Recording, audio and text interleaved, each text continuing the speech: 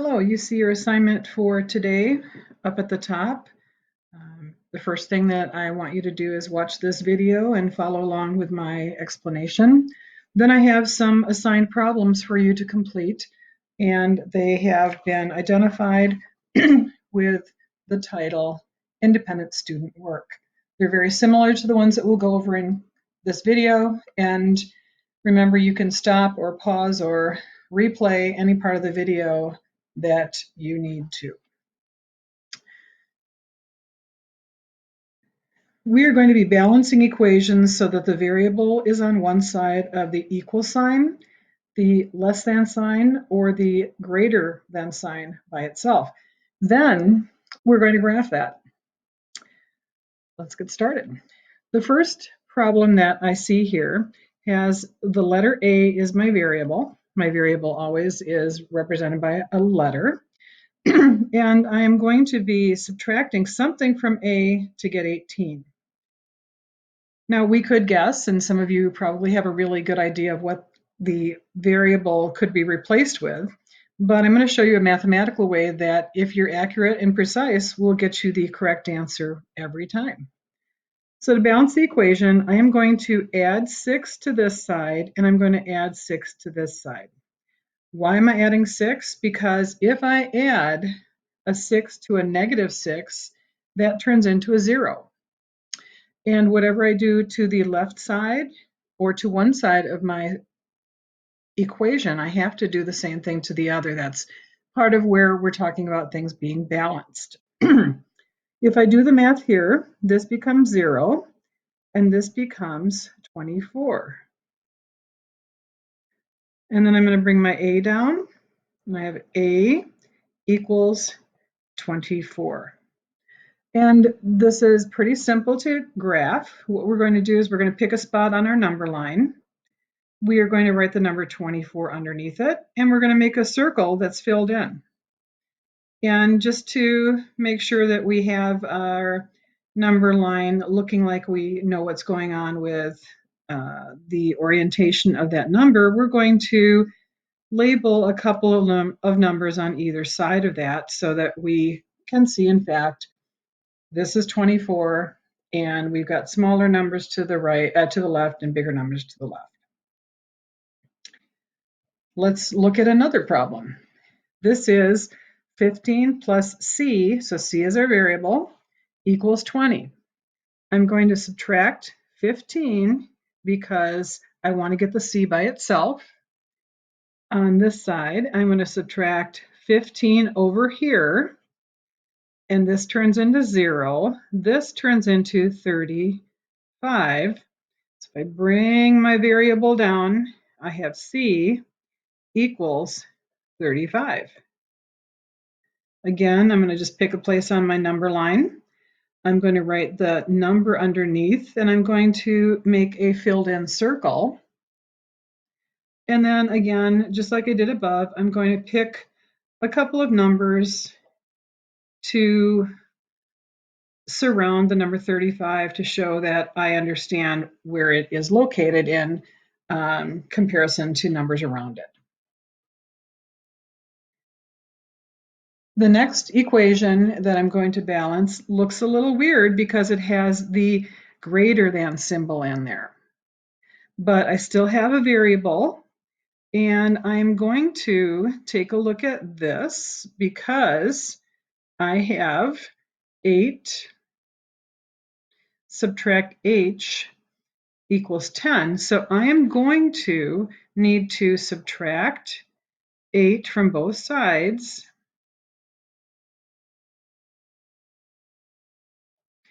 And 10 subtract 8 is 2.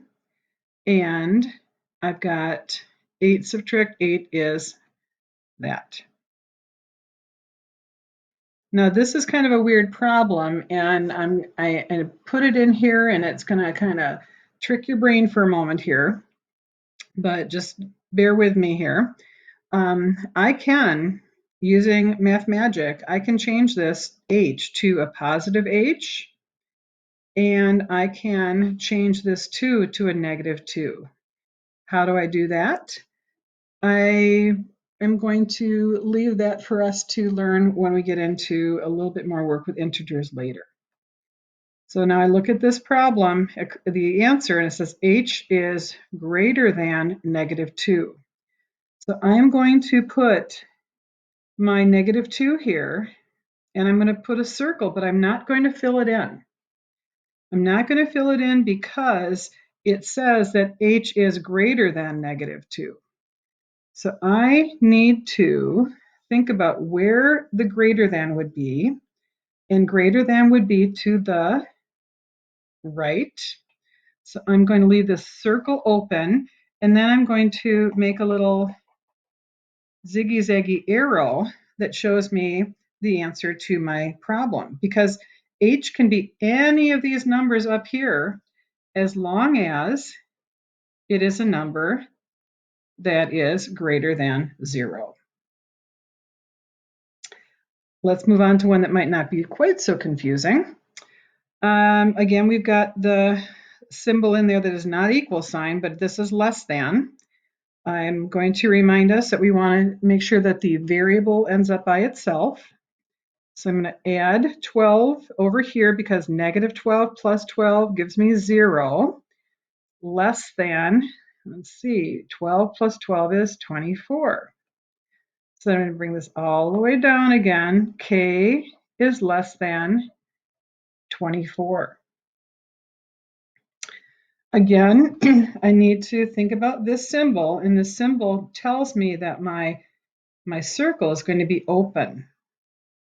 And I'm going to put my 24 right here. And I need to think, where is the less than part of this number line? Is it going to be to the right or to the left? And thinking about where 0 is, 0 is down here someplace.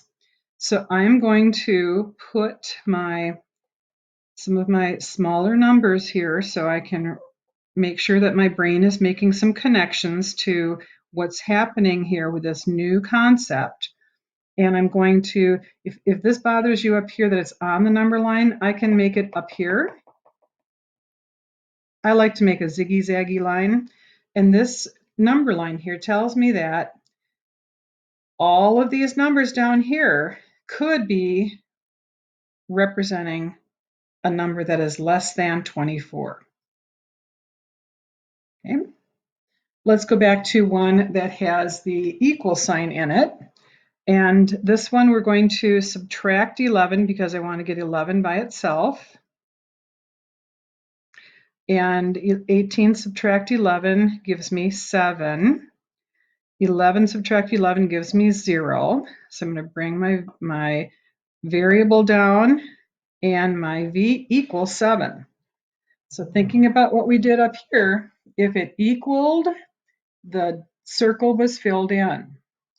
So I'm going to pick a place, and I'm going to make a filled in circle, and I'm going to make a 7. And then again, I'm just going to put a couple numbers on either side of my answer so that I can show that I'm understanding the location of 7 on the number line regarding the other things around it. And then we have one more problem to do together. And this one up here is a multiplication problem. And that's all right. It still has an equal sign. So I need to think for a moment, what is the opposite or the inverse operation to multiplication? And the opposite of multiplication should be divide. I'm going to divide that by 5. I'm going to divide this by 5. 5 divided by 5 gives me 1. And that's okay because when we're thinking about 1 times g, 1 times g is just g. And then 5 divided by 5 equals 1. So g equals 1. Pick a place on my line, put the number 1, fill it in with a circle.